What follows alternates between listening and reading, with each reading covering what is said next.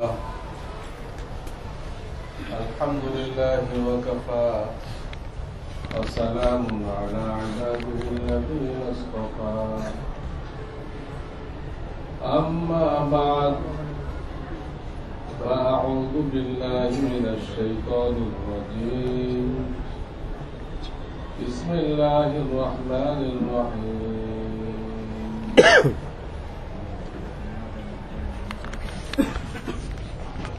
يتلو عليهم آياته ويزكيهم ويعلمهم الكتاب والحكمة وإن كانوا من قبل لفي ضلال مبين. وقال رسول الله صلى الله عليه وسلم العلماء ورثة الأنبياء إلى آخر الحديث.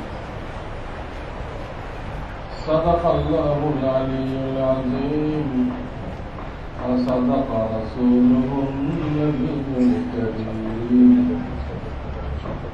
ونحن على ذلك من الشاهدين والشاكرين.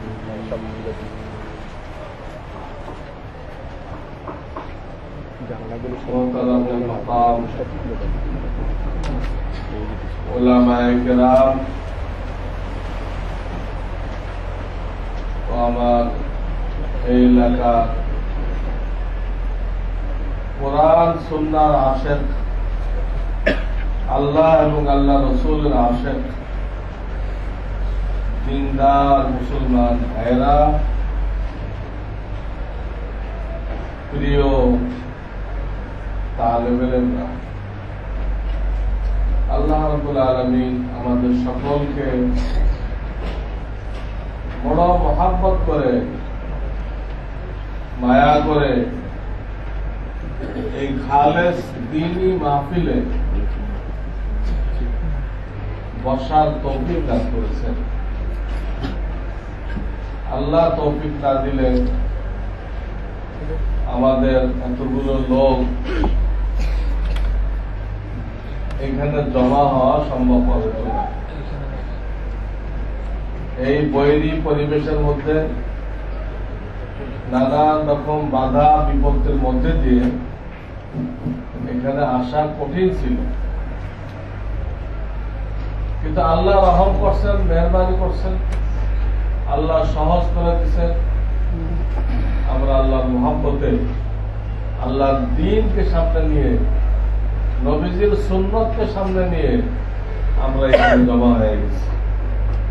আল্লাহ আমাদের এই বর্ষাকে কবুল করেন, এর ওসিলায় আমাদের সকলকে দিনদারি সুন্নতের অনুসরণ তৌফিক দান করেন। তো সময় খুব মুখতাসার, এর মধ্যে কয়েকটা কথা আমি বলতে চাই। এই মাদ্রাসা আমরা তো মনে করলাম মাদ্রাসা দরকার, কিন্তু কতটুকু দরকার, এর গুরুত্ব কি? হযরত মুজাদ্দিদ আলফে সানি রহমতুল্লাহ আলাইহি তার মাকতুবাতের মধ্যে বলে গেছেন,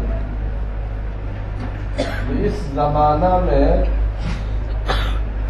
मदरसा कायम करने से बढ़कर कोई इबादत नहीं है।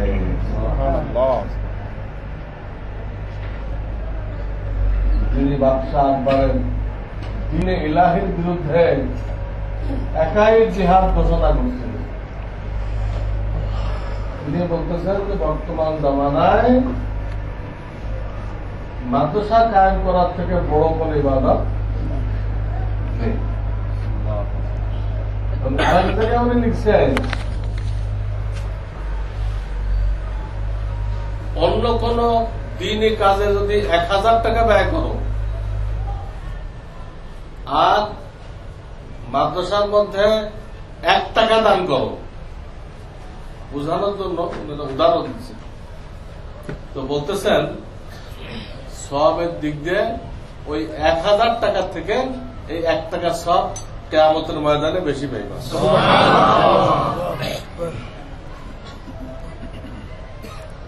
চিন্তা করতে হবে কেন কইছে এই 1 টাকা দিয়ে এখানে নায়েবে রাসূল তৈরি হবে, তারা দেশে দুনিয়াতে ছড়াই পড়বে, আল্লাহ দিন শিক্ষা করবে। কিন্তু অন্য কোথাও আমি 1000 টাকা ব্যয় করলাম, হ্যাঁ, তাতে তো আর নায়েবে রাসূল তৈরি হবে না। রোজাদারকে ইফতার করাইলাম, কাজ, হ্যাঁ, তো ইফতার করার দ্বারা নায়েবে রাসূল তৈরি হয়ে যাবে, আর তারা দুনিয়াতে আল্লাহ দিন দিন চড়াই পড়বেন। এই জন্য আল্লাহ যাদেরকে বুঝদান করছে তারাই শুধু বুঝে যে মাদ্রাসা কত বড় নিয়ামত, এটা কায়েম করা, টিকায় রাখা কত জরুরি। এখন আমি ব্যাখ্যা করা তাই পাইতেছি না। সার সংক্ষেপ, এই মাদ্রাসাগুলো আছে তো আমাদের দিন ইমান সব ঠিক আছে। এই মাদ্রাসাগুলো বন্ধ হয়ে গেলে সমস্ত দিনের কাজ আস্তে আস্তে আস্তে আস্তে সব মিলে যাবে। কোরআন সুন্নাহর ইলম ছাড়া কোন দিনের কাজ চলবে না। এই জন্য ইমাম বুখারী বাব কায়েম করছেন, আল ইলমু বাবুল ইলমে ক্বাবলাল কওলি ওয়াল আমাল। তুমি আমল করতে চাও, তুমি দ্বীনের দাওয়াতের কাজ করতে চাও, অন্য কোনো খেদমত করতে চাও, সবকিছুর আগে তোমার ভিতরে ইলম আসতে হবে। কারণ আল্লাহ কোরআনে পাইকারি দাওয়াত দিতে বলে নাই। আল্লাহ কোরআনে বলছেন, ইয়া আইয়ুহার রাসূল বাল্লিগ মা উনজিলা ইলাইকা মির রাব্বিক। আপনার রবের পক্ষ থেকে যে ইলম নাযিল করা হয়েছে ওটা মানুষের কাছে পৌঁছান, রাসূলকে বলা হয়েছে। তো ওইটা জানা না থাকলে পৌঁছাইবে কেমন? সমস্ত দিন কাজের গোড়া এই মাদ্রাসা। এর গোড়া হলো মক্কায় ছিল দারে আরকাম, মাদ্রাসার গোড়া মক্কায় কি ছিল? আর মদিনাতে মসজিদে নববীর সুফা। মসজিদে নববীতে তার যে বারান্দা ছিল সুফা বলা হয়। এখানে কম বেশি 300 সাহাবী থাকতেন। এর মধ্যে এক এক গ্রুপ আসতো, এক গ্রুপ চলে যেত, যে যতটুকু সময় নিয়ে আসতো ততটুকু সময় দিয়ে শিখে চলে যেত, আবার আর এক গ্রুপ আসতো। এই আসা যাওয়ার মধ্যে থাকতো, কিন্তু টোটালে মোটামুটি দেখা যায় 300 মতো লোক ওখানে পড়ে থাকে। ওইটারই বর্তমান রূপরেখা এই মাদ্রাসা, কওমি মাদ্রাসা। ওই সুফাতে যারা শিখছিলেন এলেম, তারাই পরবর্তীকালে বড় বড় আলেম, মুহাদ্দিস, ফকিহ, মুফতি এগুলো হয়েছিলেন। সুফাতে যারা পড়েছিল তারাই বড় বড় আলেম হয়েছিল। আল্লাহ তাদেরকে দিয়ে বিশাল কাজ দিয়েছিল, দুনিয়া জোড়া কাজ।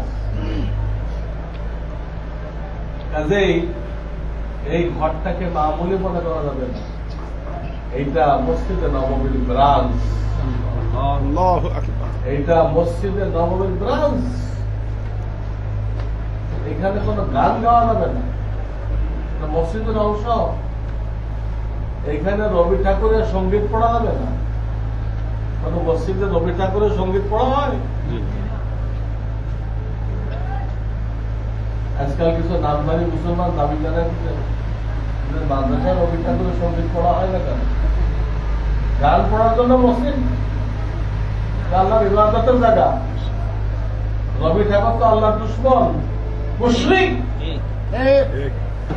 তার কোন গান এখানে পড়া হবে না। আল্লাহ আমাদের বুঝবার তৌফিক দান।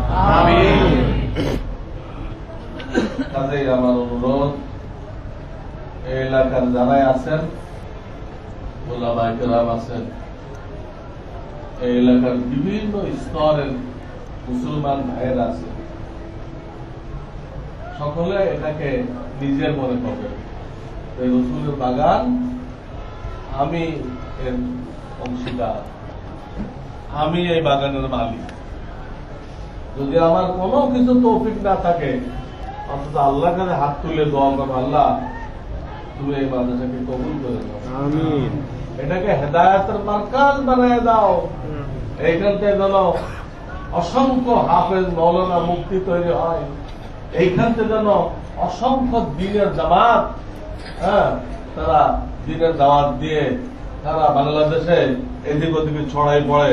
আল্লাহ তার জন্য তুমি এই মার্কাজকে কবুল করে দাও, আমিন। মার্কাজ কেন্দ্র, এখানে বহুমুখী খেদমত করা হয়, বহুমুখী। এখানে বাচ্চারাও পড়তেছে, এখানে বুড়ারাও পড়তেছে না? এই কোরআন পড়ার দরুন সবাই আল্লাহর ওলি হয়ে গেছে। আল্লাহর ওলি তৈরি করার কারখানা, আল্লাহর ওলি তৈরি করার কারখানা, নায়েবে রসুল তৈরি করার কারখানা। এই জন্য মুজাদ্দিদ আলবে সানি বলে গেছে, অন্য যে কোনো নেক কাজে 1000 টাকা ব্যয় করলে যে সব হবে, এখানে 1 টাকা ব্যয় করলে তার থেকে বেশি সব হবে। তাহলে আপনাদের দান উপযুক্ত মাত্র, এটা টিকে থাকলে ইসলাম টিকে থাকবে, আমিও টিকে থাকবো ইসলামের উপরে। আমার যারা আওলাদ আসতেছে, নাতি নাতকুর আসতেছে, তারাও ইসলামের উপর টিকে থাকবে। ইংরেজরা যখন পুরা ভারতবর্ষ নিয়ে নিল, ইংরেজরা যখন পুরা ভারতবর্ষ বহু ওলামায়ে কেরামকে শহীদ করে দিল, লম্বা দাস্তান। তখন আমাদের কিছু মুরব্বী ওনারা দেওবন্দে মাদ্রাসা করলেন, দেওবন্দে কি করলেন, মাদ্রাসা করলেন। তার কিছুদিন পরে সাহারানপুরে একটা করলেন, একই নমুনা। এই মাদ্রাসা থেকে ওলামা তৈরি করলেন। এর আগ পর্যন্ত হুকুমত চালিত মাদ্রাসা, ব্রিটিশ এদের দখল করার আগ পর্যন্ত মাদ্রাসা কে চালাইত? হুকুমত। এক এক মাদ্রাসার নামে কয়েকশো বিঘা সম্পত্তি অক্ষ করা ছিল, ওই আয় দিয়ে চলত। ইংরেজরা মাদ্রাসার নামের ওই অক্ষ সম্পত্তি গুলো সব বাতিল করে দিল, হিন্দুদেরকে দিয়ে দিল। তখন যে সমস্ত ওলামায়ে কেরাম বেঁচে ছিল, তাদেরকে শহীদ করে নাই ব্রিটিশরা, দলিল প্রমাণ দিয়ে প্রমাণ করতে পারে নাই। তারা এই আপনাদের মতো মুসলমানদের থেকে যাকাত চায় নিয়ে মাদ্রাসা চালু করছে। আগে তো মাদ্রাসা সম্পত্তি দিয়ে মাদ্রাসা চলত, এখন তো সম্পত্তি নেই, এখন চলবে কেমনে? তাহলে কি মাদ্রাসা বন্ধ থাকবে? বন্ধ থাকলে দিন থাকবে? দিন থাকবে না। এই জন্য ওনারা দুয়ারে দুয়ারে দেয়, মুসলমানদের দুয়ারে দুয়ারে দেয়, তাদের ছেলেদেরকেও নিয়ে আসলেন, মসজিদ চাইল আনলেন, এই দিয়ে মাদ্রাসা চালাই। আজকে সেই দেওবন্দ মাদ্রাসার শাখা প্রশাখা শুধু ভারতে না, বাংলাদেশে ছড়াই পড়ছে জালের মতো। সেই দেওবন্দ মাদ্রাসার বাচ্চা, ছাও বাচ্চা সারা ভারত ছড়াই পড়ছে, সারা পাকিস্তান ছড়াই পড়ছে, সারা বাংলাদেশ ছড়াই পড়ছে। এমনকি আপনি সে জাপান পর্যন্ত যান, জাপানে এই মাদ্রাসা ছড়াই পড়ছে।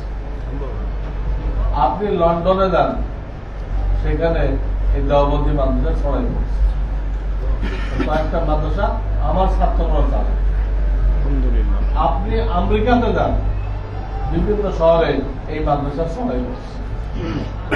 বিশ্বের যেখানে যায় হক দেখবেন, সহি জিনিস দেখবেন, ওরা তালাশ করবেন। ভাই ওই লোকটা দেওবন্দে পড়ে আসছে, দেওবন্দ থেকে যারা পড়ে আসছে, তারা কোন মাদ্রাসা করছে, ওখানটা পড়ছে, তাদের ছাত্রের কাছে পড়ছে, কিন্তু যে কোনো ভাবে গোড়া কোথায় আসবে? এই যে তবলিগের কাজ চলতেছে বিশ্ব জোড়া, এই কারণ এই তবলিগের কাজের যিনি বাণী থানভী সাহেবের ইঙ্গিতে তিনি মেওয়ার দিছিলেন ইলিয়াস রহমাতুল্লাহ, মেহনত করতেন, সব কারগুজারি থানভী সাহেবকে জানাইতেন, থানভী সাহেবের মশলা অনুযায়ী তিনি মেহনত করতেন। এই ইলিয়াস রহমাতুল্লাহ দেওবন্দের ছাত্র। কিসের ছাত্র? দেওবন্দের ছাত্র। কোন তবলিগওয়ালা মাদ্রাসার বিপক্ষে দাঁড়াইতে পারবে, কারণ সে তবলিগের দ্বারা ঠিক পেয়েছে, সে তবলিগ আল্লাহ যার দ্বারা দোবারা চালু করছে, তিনি দেওবন্দের ছাত্র। তবলিগটা কিসের ফসল? দেওবন্দের ফসল। দেওবন্দের ফসল। একদিকে তিনি দেওবন্দ পড়ছিলেন, আর একদিকে তিনি মুফতি রশিদ আহমদ, ওই জামানার সবচেয়ে বড় মুফতি রশিদ আহমদ গঙ্গোহী সাহেবের খানকাতে আত্মশুদ্ধি করাইছিলেন। রশিদ আহমদ গঙ্গোহী তো ওনার খানকার ফসল, দেওবন্দের ফসল আর খানকার ফসল। তো গঙ্গোহী সাহেব দরবারে যখন নাকি আলোচনা হতো, সাধারণত উনি মাথা নিচু করে বসে থাকতেন। লোকেরা মনে করতো কি মৌলভী ইলিয়াস মনে ভয়তে আছে, এক লোক তো রিপোর্টই দিয়ে দিল, হুজুর এই মৌলভী ইলিয়াস এখানে বসে, কিন্তু সবসময় দেখি ঘুমায় থাকে। মাথা নিচু দিয়ে খুব ধ্যান খেলে চলে, বুঝছে ঘুমায় থাকে। তখন মুফতি রশিদ আহমদ গঙ্গোহী, যিনি হাজী ইমদাদুল্লাহ মহাজনের মক্কির খলিফা, হাজী ইমদাদুল্লাহ মহাজনের মক্কি, দেওবন্দ এলাকায় যত বড় বড় শায়েখ গেছেন, সব শায়েখের মুরব্বি হাজী ইমদাদুল্লাহ মহাজনের মক্কি।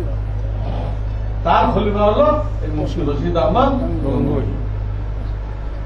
তিনি বললেন, তুমি বলতেছ মৌলভী ইলিয়াস ঘুমাইতেছে, অপেক্ষা করো, একদিন आएगा ये मौलवी इलियास तमाम लोगों को जगाएगा। একদিন আসতেছে এই মৌলভী ইলিয়াস সবাইকে ঘুমের থেকে উঠাবে। উঠায় নাই? ঘুমের থেকে উঠায় নাই? তাদের দায়িত্ব বোঝায় নাই? মুসলমান হিসেবে দায়িত্ব কি? ব্যবসা করতে করতে মরে গেলে মুসলমানের দায়িত্ব শেষ। আপনি আলেম যদি নাও হন, তবুও দাওয়াত আপনার দায়িত্ব। আলেম দায়িত্ব, আলেমদের দায়িত্ব তো আছে। আলেম না, সেও যতটুকু জানছে অতটুকের দাওয়াত তার উপরে ফরজ। প্রত্যেক মুসলমানের উপরে দাওয়াতের কাজ করা ফরজ। আপনার কাছে নামাজ রোজা নিয়ে যত কঠোর ভাবে প্রশ্ন করা হবে, আপনি দিনের দাওয়াত দিছিলেন কিনা, দিনের দাওয়াত দিছিলেন কিনা, এরকম প্রশ্ন করা হবে।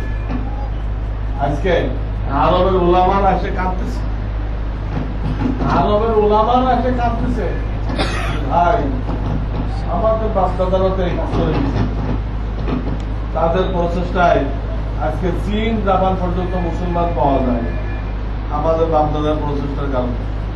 কিন্তু মাঝখানে তো আমরা ঘুমায় গেছিলাম, মাঝখানে আমরা ঘুমায় গেছিলাম।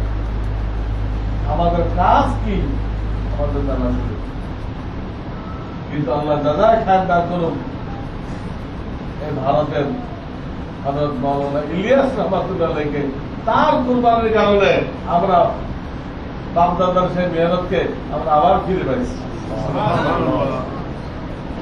উনি শুধু ভারতের লোকের জায়গায় নেই, উনি আরবের ওলামাদের কি করছেন, জায়গাটা পরে তার এখন আমরা সফলতাই করতেছি। আমরা আমাদের দায়িত্ব ভুলে গেছিলাম, আমাদের কাজ যে এটা আমরা ভুলে গেছিলাম, আমরা অন্য কাজে লেগে গেছিলাম। কিন্তু তোমাদের ওসিলায় আমরা আবার দিনের দাওয়াত শিখছি, আমরা বাপদাদার মেহনত আবার শুরু করছি। বাপদাদাদের মেহনত করে গেছে পূর্বসূরি সাহাবা তাবিঈনরা, সেই মেহনত আমরা আবার পেয়ে গেছি। কিন্তু তোমাদের ওসিলায়, আরবদের ওসিলায় হয় না। এত বড় কাজ তাহলে আরবদেরকে দিয়ে শুরু করে নাই, তাদেরকে শুরু করেছে।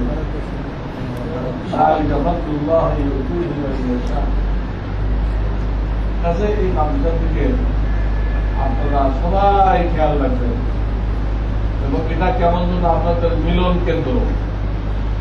যখনই এখানটা আওয়াজ দেওয়া হবে, ভাই এখানে কোনো মাহফিল আছে, আমরা মৌমাছির মতো জমা হয়ে যাবে। কে কোন জায়গাতে পড়ছে, কোন জায়গা পারে, কোনো ফেরকা নেই, কোনো ফেরকা নেই। আমরা সব দেওয়া বন্ধ লোক, আমরা সব তবলিগনা। কোন চরমনায় আলাদা না। চরমনের গোড়া কোথায়? ওই যে একটুকে নাম বললাম মুক্তির কই, তিনি তো এই সিলসিলায় খেলাফত দিয়ে গেছে। চরমনের গোড়া তো ওই জায়গায়, উনি তো দেওয়ার লোক। আমাদের সকলের গোড়া এক জায়গায়। এখন আমি নতুন করে আমি থানবী, আমি মাদানি, এগুলো করার দরকার দেব। আমরা সব দেব। বাতিল চতুর্দিকে হামলা করতেছে, আমরা ছাত্রবাবু হয়ে গেছি। যখন আমাদের একসাথে কাজ করার দরকার, ঠিক সেই মুহূর্তে উনি তো মাদানি ছেড়েছেন, উনি তো থানবী ছেড়েছেন। শয়তান আমাদেরকে এইভাবে ভাগ বাটোয়ারা করে দিচ্ছে। অথচ মৌলানা আশরাফ আলী থানভী যদি জানতে পারলেন যে হযরত শাইখুল হাদিস মৌলানা হুসাইন আহমদ মাদানীকে ইংরেজরা অ্যারেস্ট করছে, এই খবর যদি জানতে পারলেন, উনি এমন সময় জানছেন যখন ওনার সামনে খানা আসছে। এমন সময় জানছেন যে ওনার সামনে কি আসছে, খানা আসছে। খানা করে দিচ্ছে। বলেন যে আমার এত দুঃখ লাগছে, আমার দ্বারা এই দুঃখ হজম করার আগ পর্যন্ত খানা খাওয়া আমার দ্বারা সম্ভব না। মদনীকে গ্রেফতার করে নিয়ে গেছে, যে শুনে আমার এত কষ্ট লাগছে, এত দুঃখ লাগছে, এত দুঃখ লাগছে, আমার খানা খাওয়ার আর কোনো এই তো তাদের অবস্থা। একদিন মাদানী রহমাতুল্লাহ থানা বন গেছেন, থানভী রহমাতুল্লাহ ওনাকে দায়িত্ব দিচ্ছেন। দিয়েছিল যে আপনি আজকে কি করেন, আমার এখানে ফজরের নামাজ পড়াই দিতেন। মাদানী রহমাতুল্লাহ বলতেছেন, আমি যেহেতু কংগ্রেসের সাথে আন্দোলন করতেছি তাদেরকে নিয়ে, কিন্তু আপনার অনেক মুরিদ পরিবারের আপত্তি থাকতে পারে, আপত্তি থাকতে পারে। আমি ইমামতি করলে তাদের হয়তো ভালো লাগবে না, আমাকে দায়িত্ব না দিলে ভালো হয়। থানভী গর্জে উঠছে, আমি আপনাকে ইমামতি করতে বলতেছি, যদি কারো ভালো না লাগে এক্ষুনি তাকে আমি খানকার থেকে বহিষ্কার করতেছি। সে আমার খানকা থাকার উপযুক্ত না। আপনি নামাজ পড়েবেন, আর আমার কোন লোকের ভালো লাগবে না, সামান্য লোক না, তাকে আমি বহিষ্কার করে দেব, আমার খানকা রাখতে দেবো না। অসংখ্য ঘটনা কিতাবের মধ্যে লেখা আছে।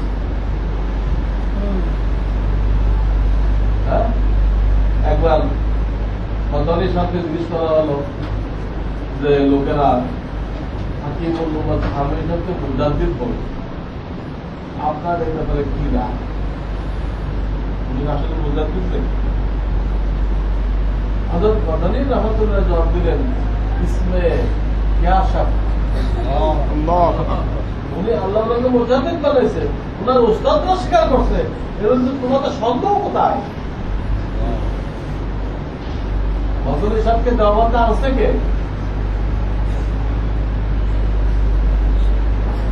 আসছেন তো থানভী সাহেব।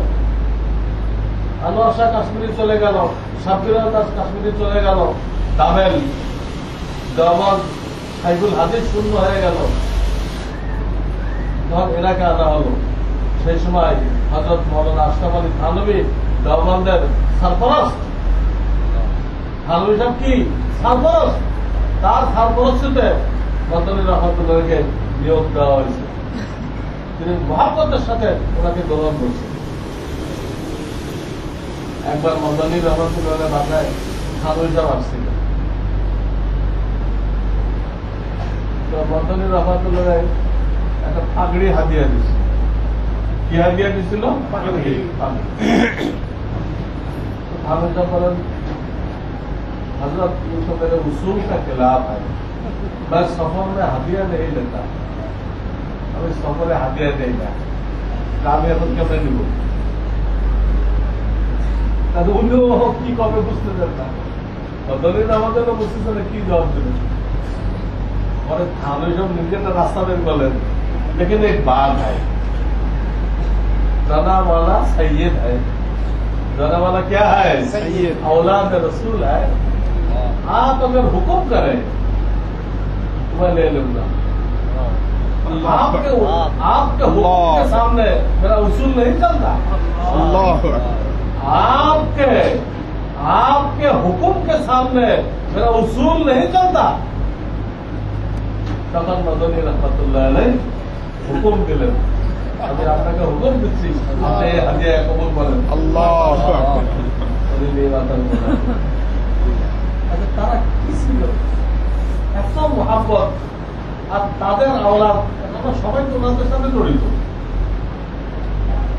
যত আলেম আছে বুখারী সনদ বয়ান করতে গেলে যত বড় থানবী সিলসিলা হোক তাকে মদনী সাহেবের নাম বলতে হবে।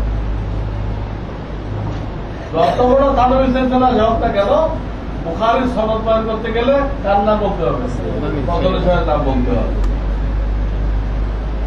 আবার তাসাউফের লাইনে কাজ করতে হলে তাকে থানবী সাহেবের কিতাবের সাহায্য নিতে হবে, থানবী সাহেবের কিতাবের সাহায্য নিতে হবে। দুর্গত আমাদের, এই জন্য আমাদের মুরব্বীরা বলতেন থানবী আর মদনী हमारे दो आंखें, থানবী আর মদনী हमारे दो आंखें, আমাদের দুই চোখ।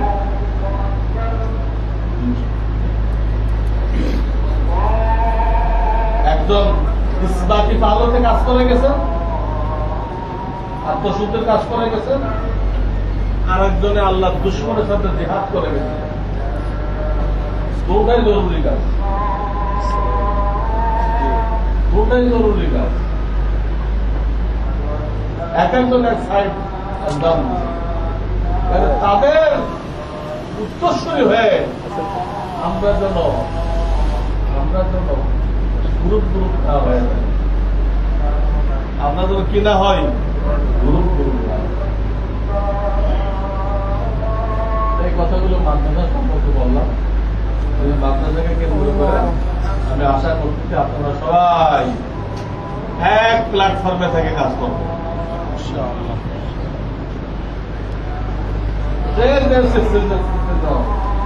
ফুলদানি হন, সরমনায় হন, যে সিলসিলা হোক, এটা রসুলের বাগান, এখানে আমাদের কোনো সিলসিলা নেই, সব আমরা এক দাও, সব কি আমরা দাও। আলমী আমাদের মুরব্বী, মদনী সাহেব আমাদের কি, মদনী সাহেবকে বাদ দিয়ে কেউ বুখারী পড়াতে পারবে, কেউ বুখারী পড়াতে পারবে।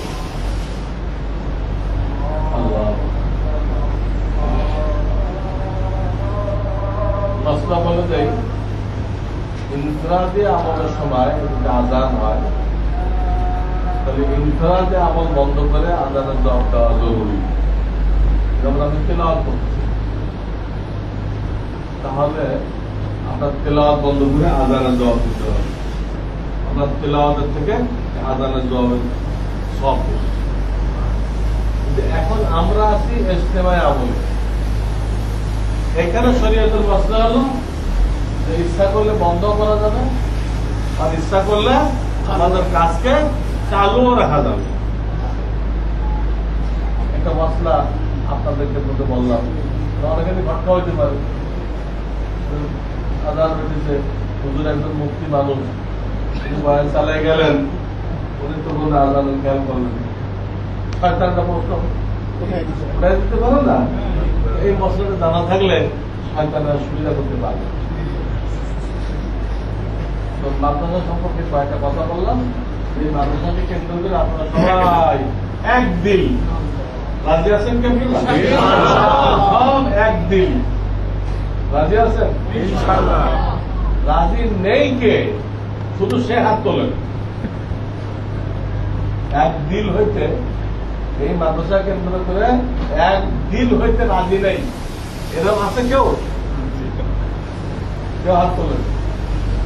সবাই এক দিল হয়ে একমত হয়ে আল্লাহর দ্বীন কায়েম করতে বাকি আছি। আল্লাহ আমাদের কবুল করুন। আমিন। দ্বীনের কাজ ইত্তেফাক ইত্তেহাদ চায়।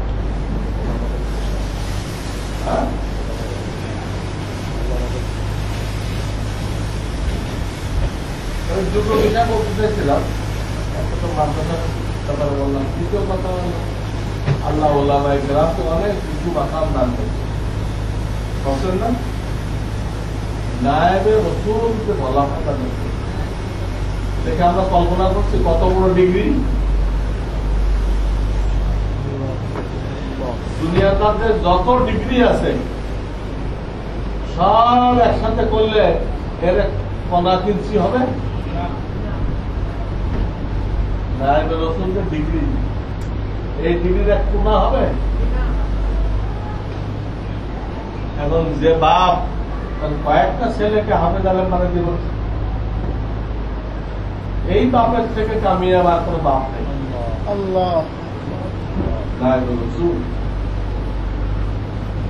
সমস্ত আসমান জমিনের সমস্ত মাখলুকাত ওলামাদের জন্য দোয়া করেছে, ইস্তেগফার করতে থেকে না। আর কারোর জন্য দেখাই দিবা না? হ্যাঁ, রসুল আর নায়েবে রসুল এর মাঝখানে কারো কোনো পজিশন আছে? রসুল আর নায়েবে রসুল মাঝখানে কেউ ঢুকতে পারবে? হাজি গাজী মুজাহিদ কেউ ঢুকতে পারবে? কেউ ঢুকতে পারবে? রসুলের পরে কার মাকাম? এখন তো সময় আপনারা তো জানেন, আপনাদের ফজিলতের ব্যাপারে কত হাদিস আসছে আপনারা জানেন। আমি শুধু ইঙ্গিত করি এত বড় মাকাম কেন দিচ্ছে। সংক্ষেপে তিনটা দায়িত্ব বলব। একটা দায়িত্ব হলো আপনারা কিছু নায়েবে রাসূল তৈরি করবেন। কিছু নায়েবে রাসূল আপনার দ্বারা কোনো কিছু নায়েবে রাসূল তৈরি করবেন।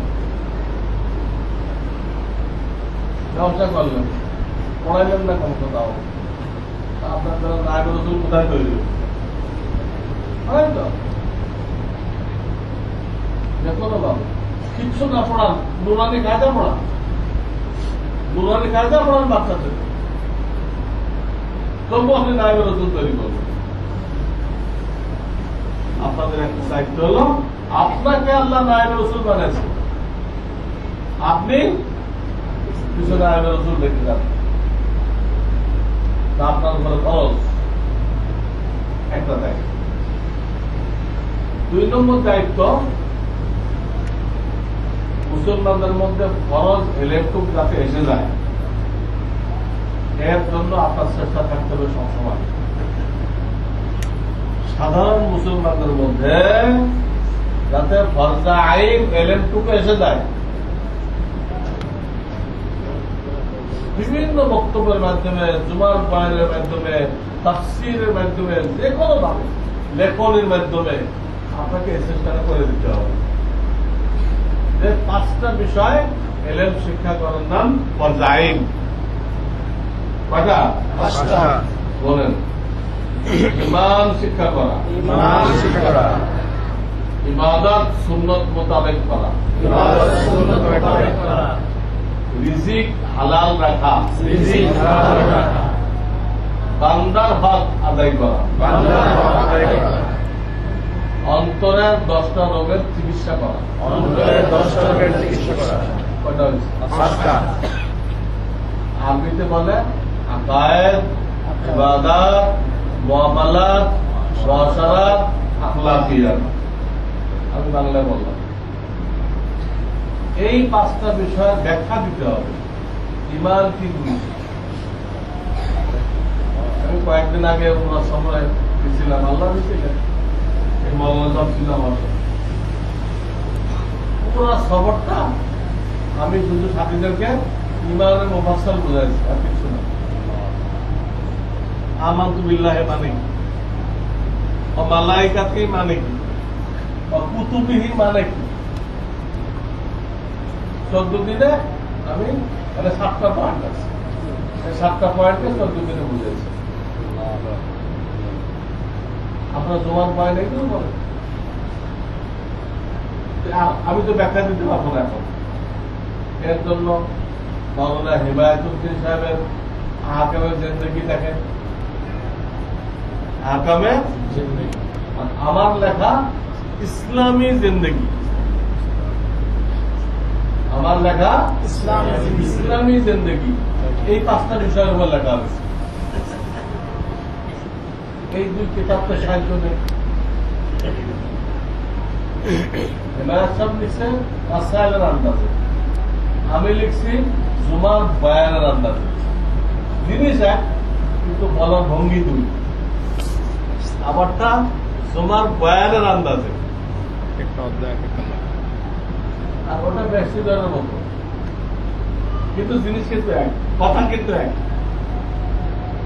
এই জন্য আমি দ্বিতীয়টা ব্যাখ্যা দেবো না, আপনাদেরকে বলতেছি যে এই 2 কিতাবের সহযোগিতা নিয়ে আপনারা জুমার সময় পরিকল্পিত বয়ান দিবেন, যেন 2-1 বছরের মধ্যে সব মুসল্লিদের মধ্যে ফরজ এলেম চলে এসে যায়। আলেম হিসেবে আপনার এটা দ্বিতীয় দায়িত্ব। তৃতীয় দায়িত্ব, এটাই শেষ দায়িত্ব। কোন দিক দিয়ে কোন ফিতনা যদি সৃষ্টি হয়, যার দ্বারা মুসলমানদের ইমান আকীদার উপরে হামলা হয়, মুসলমানদের দ্বীন ইমানের ক্ষতি হয়, তো আল্লাহ কিন্তু উলামায়ে কিরামকে মুসলমানদের দ্বীন ইমান হেফাজত করার অতন্ত্র প্রহরী বানাইছেন। শুধু শিক্ষা দেবে না, মুসলমানদেরকে দ্বীন ইমান শুধু শিক্ষা দেবে না, রক্ষাও করবে। কোন দিকে হামলা আসলে পাবলিক তো বুঝবে না, এমন আকর্ষণীয় ভাবে আসে বলতে এটাই দিন, এমন আকর্ষণীয় ভাবে আসে পাবলিক মনে করে কি এটা তো ভালো ভালো ইসলাম। এটা কিন্তু আসলে ওটা মদন নামে বিষ পান। এটা আপনি ধরতে পারবেন, আপনি আলেম, আপনি বুঝতে পারবেন লেভেল দিনের আসলে কি না। মানে আপনাকে জনগণের সামনে তাদের দ্বীন ইমানকে রক্ষা করার জন্য, ওই ফিতনার মুখোশ খুলে দিতে হবে। ওই হাদিস দ্বারা আপনার দায়িত্ব সাবেত হয়ে গেছে। ইয়াহমিলু হাযাল ইলমা মিন কুল্লি খালাফিন উদুলুহু ইয়ানফুনা আনহু তাহরিফাল যালিম ওয়া ইনতিহালাল মুবতিলিন ওয়া তা'বিলাল জাহিলিন। নবী আলাইহিস সালাম বলতেছেন, প্রত্যেক জামানায় যাদের ভিতরে আদালত আছে, ন্যায় বিচার আছে, তাকওয়া আছে, তারাই আমার রেখে যাওয়া ইলম শিখবে। এবং তাদের দায়িত্ব কি হবে? দ্বীনের ব্যাপারে যারা গুলো করতেছে, বাড়াবাড়ি করতেছে, ওই বাড়াবাড়িকে বাতিল করে দেবে। রেজকিওয়ালারা বাড়াবাড়ি করে, মাথার পূজা নিয়ে মিলাদ না করলে কাফের, কিয়াম না করলে কাফের, উলামায়ে দেওবন্দ কাফের, ওরা বাড়াবাড়ি করতেছে। আর ইদানিং সারা বাংলাদেশে মাথা চাড়া দিয়ে উঠছে হাদিসের নামে, খুব চমকদার নাম দিচ্ছে তারা, আহলুল হাদিস। আসলে কিন্তু হাদিস অস্বীকার করে। এই গ্রুপটা মূলত বুখারীর বাইরে কিচ্ছু পাবে না। অন্তত বুখারী নিজে বলছে আমি সব সহিহ হাদিস এই কিতাবে আনি নাই, আমি জানছি এর বাইরে বহু সহিহ হাদিস রয়ে গেছে। বুখারী নিজে লিখছে, ইমাম বুখারী নিজে লিখছে আমার কাছে সহিহ হাদিস ছিল, সবটা আমি এখানে আনবে। 5 লাখ থেকে 3,500 আছে। এরা কিন্তু আসলে হাদিস অস্বীকার করে, কিন্তু নামটার কিছু চমৎকার। রসুলের হাদিস অনুযায়ী যাবো, মাযহাব মানার দরকার। আর মাযহাব কেন মানি আমরা? হাদিস মানার জন্যই তো মানি। কোরআন হাদিস মানার জন্যই তো আমরা মাযহাব মানি। আমরা কতদূর বুঝবো? আর আবু হানিফা সাহেব কতদূর বুঝছিল? হ্যাঁ, তিনি 10 জন সাহাবায়ে কেরামকে পেয়েছেন। 6 লক্ষ সাহাবায়ে কেরামের ইলম 6 জন সাহাবীদের মধ্যে আছে। 6 জন সাহাবী, ওই 6 জনের ইলম 2 জনের মধ্যে এসে গেছিল। আলী ইবনে মাসউদ, আলী ইবনে মাসউদের ইলম আলকামার মধ্যে এসে গেছিল। আলকামার ইলম ইব্রাহিম নাখীর মধ্যে এসে গেছিল। ইব্রাহিম নাখীর ইলম হাম্মাদের মধ্যে এসে গেছিল। হাম্মাদের ইলম আবু হানিফার মধ্যে এসে গেছিল। লক্ষ সাহাবায়ে কেরামের ইলম কোথায় জমা হয়ে গেছিল? আবু হানিফার। যদি এই ইলম দ্বারা তিনি জটিল বিষয়গুলো যে সিদ্ধান্ত দিয়ে গেছে, এটা আল্লাহ দিতে পারবে সিদ্ধান্ত দিতে? বরং তারা তাদের কিতাবের হাওলা দিচ্ছে। হ্যাঁ, বুখারী শরীফ এই ছাড়া মানবে না। এটা বলেন তো, বুখারী শরীফই মানতে হবে, আর কোনো মানা যাবে না। এর হাদিস কি? এর হাদিস যাবে, এটাই মানতে হবে, আটটা মানা যাবে না। এর দলিল যে লিখছে উনি নিজে করতেছে, বাইরে সহিয়া দিতেছে নিজে। 2 নম্বর, তাকে প্রশ্ন করেন, তুমি তো করতেছ মাযহাব মানার দরকার নেই, 4 মাযহাবের 1 মাযহাব মানার দরকার নেই, হাদিস বগলে রাখলে হবে। এই হাদিসগুলো যারা লিখছে, বুখারী, মুসলিম, নাসাই, আবু দাউদ, এরা প্রত্যেকে 4 মাযহাবের কোনো না কোনো মাযহাব আছে। তো কোন কিতাব লিখতে वाला বসন্তনা মুফতি আব্দুল রহমান সাহেব মাদ্রাসা থেকে একটা পত্রিকা বের হয়, এর নাম আল আবরার। আপনারা দেখছেন কেউ? দেখছেন? ওই ভিতর ধারাবাহিক আমার লেখা আছে। আমি এখানে চার্ট দিচ্ছি, চার্ট যে এই সিয়াসতটা যারা লিখছে কে কোন মাযহাবের ছিল, কিতাবের হাওলা সহ, এবং সমস্ত তাফসীরের কিতাবের নাম দিচ্ছি। এই তাফসীরের কিতাব লিখনারা কে কে হানাফি ছিল, কে কে শাফি ছিল, কে কে মালিকি ছিল, কে কে হাম্বলি ছিল। একজন পাওয়া যায় নাই যে মাযহাবের বাইরে ছিল। তুমি বলছো হাদিস যথেষ্ট, আর হাদিস যিনি লিখলো তিনি বলছেন হাদিস যথেষ্ট না, মাযহাব মানতে হবে। কাটটা কি? স্বয়ং নবী করিম সাল্লাল্লাহু আলাইহি ওয়াসাল্লাম বলতেছে হাদিস যথেষ্ট না। কোন হাদিসে? রুব্বা হামিল ফিকহিন গায়রু ফাকিহিন, রুব্বা হামিল ফিকহিন গায়রু ফাকিহিন। এই হাদিসে নবী করিম সাল্লাল্লাহু আলাইহি ওয়াসাল্লাম বলতেছেন অনেক মুহাদ্দিসিন আছে যাদের হাদিসের মধ্যে ফিকহ আছে, আসলাস, কিন্তু উনি ফকিহ না, উনি মুফতি না, উনি ওটা বের করতে পারেন না। অনেক মুহাদ্দিস আছে তার হাদিসের মধ্যে অনেক মাসাইল আছে, কিন্তু উনি মাসাইলটা বের করতে পারেন না।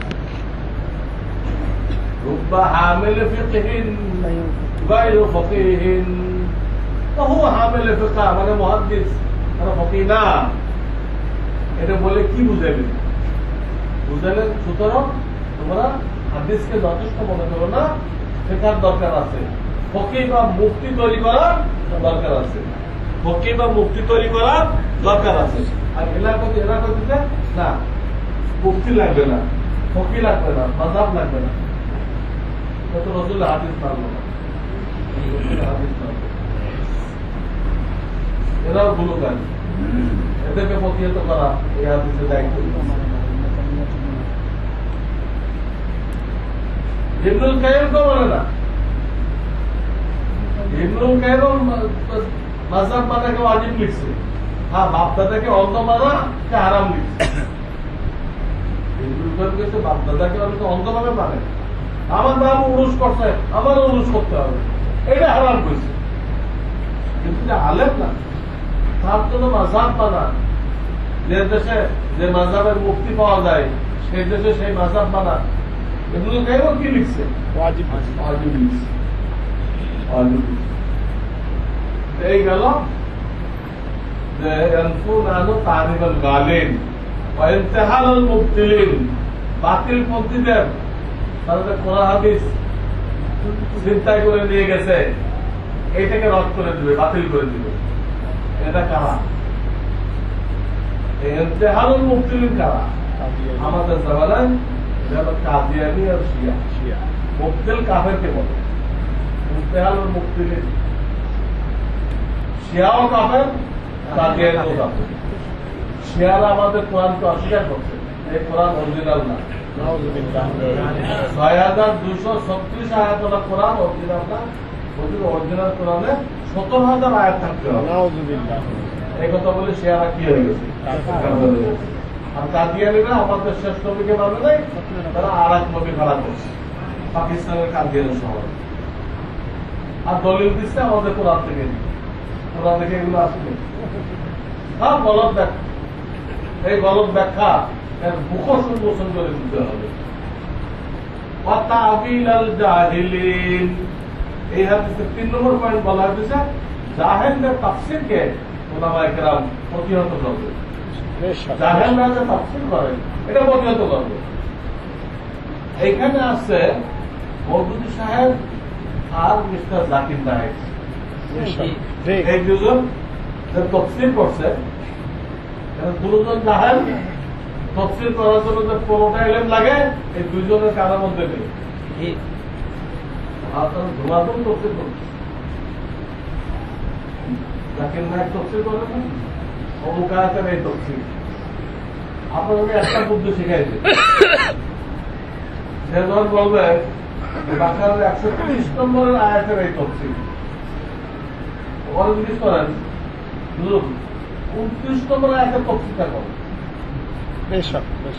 অথবা ১৩১ নম্বর আয়াতের তাফসীরটা করেন।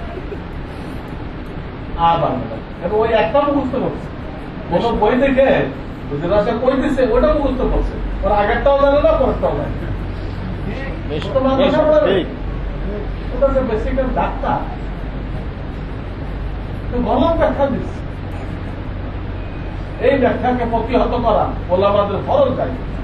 ঠিক না, আজকে তোমার সঙ্গে বলতেছিলাম এটা আলে হাদিসরা যে কাজগুলো করতেছে, পাওয়ার ফাঁকর দাঁড়ায়, আরো জনের পায়ে ধরে পাও তুলবে, আর বাবা এরকম দাঁড়ানো যায় যেত।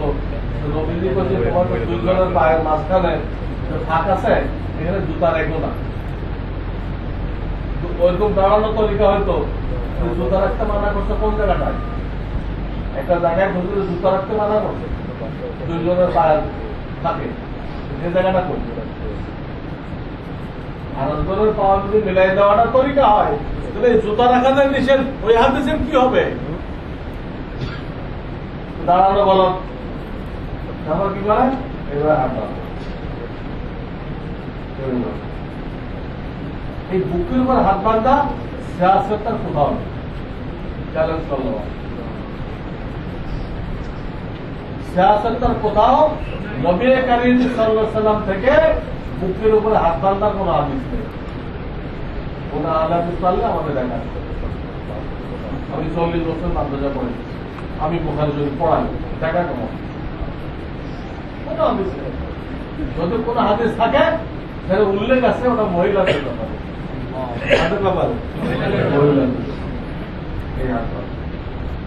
আর তখন পরে চিৎকার করে, চিৎকার করে অর্থটা কি বোঝায়? আমি একাই রসুলের হাদিস মাননেওয়ালা, আর এই মসজিদে যত লোক আছে এই দর্শন শুদ্ধ, এরা সব আবু হানিফার উম্মত, সব বেঈমান হয়ে গেছে, এরা একটু হাদিস মানে। এই কথা বোঝানোর জন্য চিৎকার মানে, তা নাহলে জোরে আমিন কত স্বামী মাঝাবে আছে, জোরে আমিন বলা কোন মাঝাবে আছে? তারা এত জোরে বলে না, নিজে শুনতে পায়, এত জোরে বলে, নিজে শুনতে পায়, এত জোরে বলে, খেয়াল করে তারা বলতে চাইছে আমাদের নামাজই হয় না, এই খুঁটিনাটির কারণে কি নামাজ বাতিল হবে? এগুলো মুস্তাহাব বিষয়, এর কারণে নাকি আমাদের নামাজই হয় না। আরো মারাত্মক কথা, আমরা নাকি আবহাওয়া নবী মানছি, সব তাদের ধারণা বেঈমান হয়ে গেছে। এই গ্রুপটাকে এদের যখন নাকি ব্রিটিশরা দখল করছিল, আমাদেরকে 200 বছর গোলাম বানায় রাখছিল, তখন তারাই এই গ্রুপটাকে জন্ম দিয়েছে। ব্রিটিশরা টাকা পয়সা দিয়ে এই গ্রুপটাকে কি করছে? জন্ম দিয়ে গেছে। আমাদের দেওবন্দি আকাবেররা তাদের মোকাবেলা করে তাদেরকে একদম ঘরের মধ্যে ঢুকায় টানা লাগাই দিচ্ছে। ব্রিটিশ চলে যাওয়ার পরে এরা আর কিছু করতে পারে, এরা ব্রিটিশের পক্ষে ফতোয়া দিত, দেওবন্দের পক্ষের লোকেরা ইংরেজদের বিরুদ্ধে ফতোয়া দিত, ইংরেজদের বিরুদ্ধে জিহাদ করা ফরজ। আর এই আহলে হাদিসের আলেমরা, তার নাম হলো মোহাম্মদ হুসাইন পাটালবি। আহলে হাদিস প্রচার করত কে? মোহাম্মদ হুসাইন পাটালবি। সে বলতো ইংরেজরা আল্লাহর রহমত, এদের বিরুদ্ধে জিহাদ করা হারাম। কিন্তু আশ্চর্য হবেন, এই মোহাম্মদ হুসাইন পাটালবি পত্রিকা বের করতে ইশাআতুস সুন্নাহ, আহলে হাদিস প্রচার করত, আর এই পত্রিকা বের করত ইশাআতুস সুন্নাহ। 25 বছরের মাথায় সেই পত্রিকাটা লেখা দিল যে ইমানের গণ্ডি থেকে যদি কেউ বের হয়ে যেতে চায়, কিসের থেকে? ইমানের গণ্ডি থেকে। তার জন্য খুব সহজ রাস্তা, যে মাযহাব মানা ছেড়ে দিলে। মাযহাব মানা ছেড়ে দিলে অতি অল্প দিনের মধ্যেই সে ইমানের থেকে বহিষ্কার হয়ে যাবে, অতি অল্প দিনের মধ্যেই। সেই কথা মাযহাব মানা যাবে না, আর সেই গতিতে মাযহাব ছেড়ে দিলে কিছুদিনের মধ্যে ইমান থেকে বেরোয় যাবে, আল্লাহ তার মুখ দেবে। এই বিষয়টা অনেক লম্বা সময় দরকার, তাহলে আমি একটা দলিল নিয়ে আলোচনা করতাম, তাদের দলিল কি পরিমাণ গলত। তারা কইছে যে সবার ইমামের পিছনে সোনা ফাতিহা পড়তে করতেছে না, তাহলে এই হাদিসে কি হবে? মান কানা লাহু ইমামুন ফাকিরাতুল ইমাম লাহু কিরাতুন, যার ইমাম থাকবে তার ইমামের কিরাত থাকবে না। নবীজি বলতেছে, এই হাদিসটা ইবনে মাজাহ যে আছে ওখানে সনদটা জয়ীফ, কিন্তু ইবনে মাজাহর বাইরে মুয়াত্তা মুহাম্মাদে আসছে, বাইহাকিতে আসছে, আরো বিভিন্ন কিতাবে আসছে, 4-5টা কিতাবে আসছে। সেখানে সনদের মধ্যে কোনো দুর্বলতা নেই, কোনো দুর্বলতা নেই। যে কারণে কামাল ইবনুল হুমাম, মুহাম্মদ ইবনে আহমদ সানি, এনারা সকলেই এই হাদিসের সনদকে সহিহ বলছে, বলা দিয়েছে যে ইমামের পিছনে নামাজ পড়তেছে আর ইমামের কেরাত তার কেরাত। এই হাদিসটা কি করবে? তারা অস্বীকার করবে, কারণ তারা হাদিসটা বলে লা সালাতা ইল্লা বিফাতিল কিতাব, এটা দিয়ে দলিল দেয়। ওই হাদিস তো ইমামের ব্যাপারে, আর একা নামাজ পড়ানোর ব্যাপারে। ওই হাদিস কার ব্যাপারে? একা নামাজ পড়ানোর ব্যাপারে। আর যে ইমামের পিছনে ইক্তেদা করছে তার ব্যাপারে আমি যেটা বললাম এই হাদিস। বোঝেন নাই? এখন তাদেরকে প্রশ্ন করেন, আপনাদের বক্তব্যে সবাই পড়তে হবে, হ্যাঁ? সবাই যে পড়বে ফাতিহা, তাহলে কি জোরে পড়বে না আস্তে পড়বে? যেটাই বলো দলিল চান, বলে জোরে দলিল দেন, আস্তে দলিল দেন, রসুলের হাদিসে দলিল দেন। এটা এক জায়গায় ঘটনা ঘটছে, এক ইমামের ফতোয়া দিচ্ছে আহলে হাদিসের টাকা খেয়ে সবাই ফাতিহা পড়তে হবে।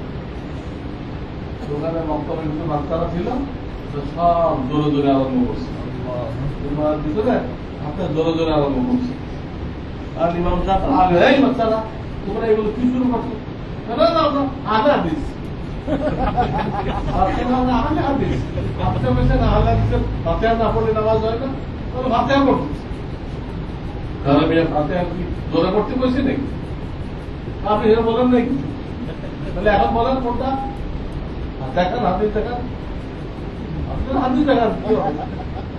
আমি এক সপ্তাহ টাইম দিলাম, এক সপ্তাহ দেখাবো। বাচ্চারা গেছে আমরা এক সপ্তাহ ধরে পাবো, একদিন না দেখাতে পারবেন, এবারে আমরাও কি ধরে পাবো। আর এক সপ্তাহ গেছে ইমাম সাহেব কোনো হাদিস দেখাতে পারে নাই, জোরে পড়তে হবে না আসলে পড়তে হবে। আসলে ওই হাদিস তো মুক্তাদির ব্যাপারে না, ওই হাদিস তো ইমামের পিছনে যে পড়তেছে তার ব্যাপারে না, তো করতে দেখা হয়েছে। এক সপ্তাহ পরে দেখাতে পারে নাই, তো সারেন্ডার করছে, আমার ভুল হয়ে গেছে, এই হাদিস তোমাদের দরকার না, আমি আমার দরকার। দেখছেন এদের অবস্থা। আমি যদি একটা একটা আলোচনা আরম্ভ করি ওদের মশলাগুলো, আমার সময় লাগবে। আপনি বুঝবেন ওদের দলিল কত ঠুনকো, কত দুর্বল, এবং প্রত্যেকটা জায়গায় তারা অসংখ্য হাদিসকে অস্বীকার করছে। তার যদি একটা হাদিস দলিল হয়ে থাকে, আমাদের 5টা হাদিস দলিল আছে। ওরা একটা দোহাইতে এই 5টারে কি করছে? অস্বীকার করছে। তো নাবিল নিষেধ ব্যাপারে অনেক হাদিস, আল্লামা নিমাবি আসার সুনানের ভিতরে দেখেন কতগুলো হাদিস আছে, এবং দেখাইছে সনদের দিক দিয়ে নাবিল নিষেধটাই সবচেয়ে মজবুত হাদিস। আল্লামা নিমাবি যার হাসিয়া লিখছে আনোয়ার শাহ কাশ্মীরি রহমাতুল্লাহ। এর জন্য আমার লেখা যে হাদিসে রাসূল বইটা যদি আপনারা মোকাবেলা করেন, তো ইনশাআল্লাহ প্রত্যেকটা ব্যাপারে আমি আমার দলিল এই কিতাবে দিয়ে দিচ্ছি। হাদিসে রাসূল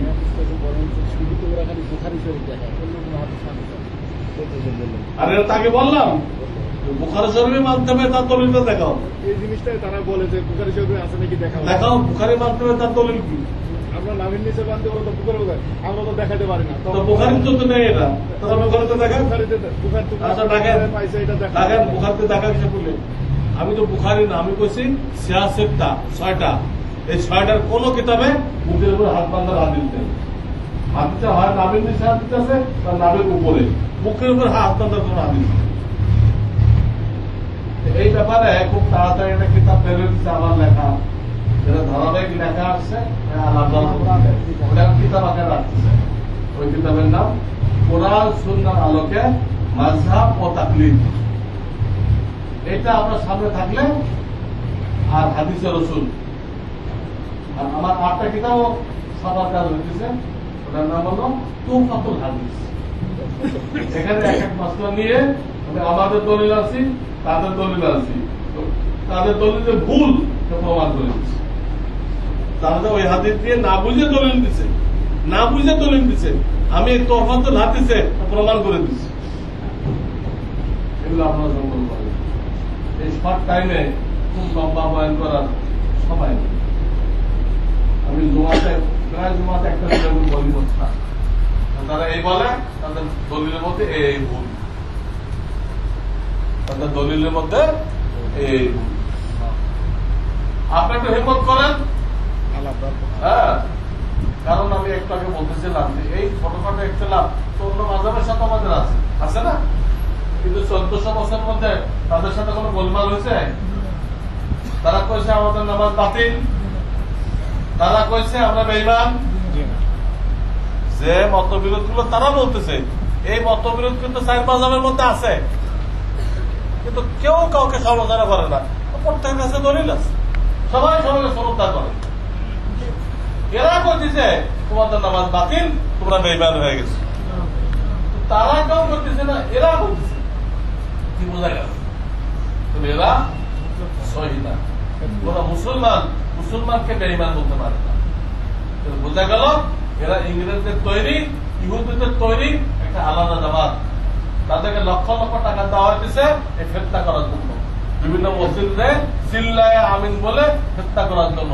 তাদেরকে সাফ বলে দেন তোমরা তোমাদের মসজিদে চিল্লাও, আমাদের এখানে হানাফি মুসাল্লি এরা চিল্লানি দিয়ে এদের নামাজ নষ্ট করবো না, তোমাদের মসজিদে চলে যাবো। এখানে ফেতনা করার কোন অনুমতি নেই। সাফ বলে দেন আল্লাহ দলিল নিয়ে আসে, ওদের দলিল নিয়ে আসতে বলেন, আমাকে ডাকেন, ওদেরকে দলিল আনতে বলেন আর আমাকে খবর দেন তোমাদের দলিল কি। কোন মাসলা ইনশাল্লাহ দলিল দিতে পারবে না। আপনারা হিম্মত করেন, দলিল আমরা সরবরাহ করবো আপনাদেরকে, দলিল আমরা সরবরাহ করবো, আপনি মোকাবেলা করতে পারেন, কিন্তু দাঁড়াই দেন। এই পয়েন্টে তারা কি জবাব দিবে? তোমরা কয়টা হাদিস জানো? এই সিয়াসের তারা তার থেকে কত বেশি হাদিস জানো, অথচ তারা সবাই মাজার করছে। সিয়াসের তো যারা লিখছে কত লক্ষ লক্ষ হাদিস জানতো, বুখারী 5 লক্ষ হাদিস জানতো, আহমদ বিন হাম্বল 10 লক্ষ হাদিস জানতো। এই তারা হাদিস জমা করে গেছে, তারা মাজার পালছে। আর তোমরা হাদিস দেখেও পড়তে পারো না, ফাউন্ডেশনের অনুবাদ নিয়ে নাফালামি করো, এই অনুবাদ সহি না ভুল তারও কোনো ঠিক নেই। যেহেতু আমাদের লোকদেরকে বিভ্রান্ত করছে যে আমরা মুসলমানদেরকে রক্ষা না করি, এই মুসলমানগুলো গুমরা হয়ে যাবে। এই মাজার ছেড়ে দেবে, কিছুদিন পরে ইমান ছেড়ে দেবে।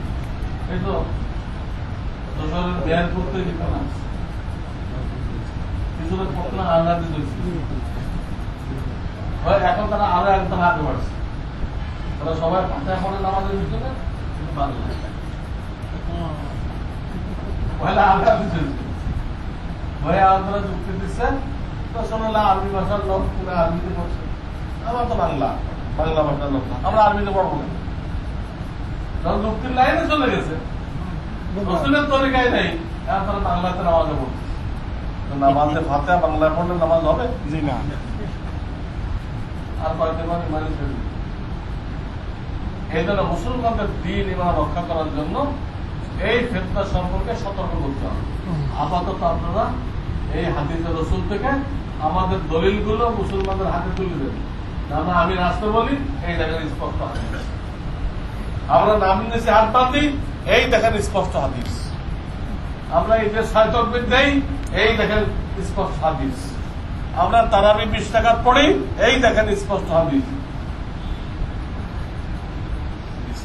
পাবলিককে বোঝানো হয়েছে যে তোমাদের কোনো হাদিস নেই, তোমাদের ইমাম আবু হানিফা 17 খানা হাদিস আনতো। আমাদের বক্তব্যের মাঝখানে 40 খানা হাদিস, আর ইমাম আবু হানিফা 17 খানা হাদিস জানতো। 6 লক্ষ সাহাবায়ে কেরাম এলেন যার কাছে জমা হয়ে গেছিল, 17টা হাদিস জানতো। ঘটনা হলো তারিখে ইবনে খাল্লাদুন উনি লিখছেন ওনার কিতাবের ভূমিকায়, মাওলানা ইমাম আবু হানিফা রাহমাতুল্লাহ হাদিসের 17 খানা কিতাব লিখে গেছেন। কি লিখে গেছেন? হাদিসের 17 খানা কিতাব লিখে গেছেন। তো উনি লিখছেন 17 খানা কিতাব, তারা ওইটিকে বাদ দিয়ে করতে 17 খানা হাদিস আছে। এত বড় জালিয়াতি তারা করছে। তো আল্লাহ আবার আল্লাহ, আমি এই বিষয়ে আরো ব্যাখ্যা করবো। আর আপনারা ওয়েবসাইটে আমার বয়ান শোনেন। আমি কয়েকদিন আগে বগুড়া গেছিলাম, ওখানে উত্তরবঙ্গের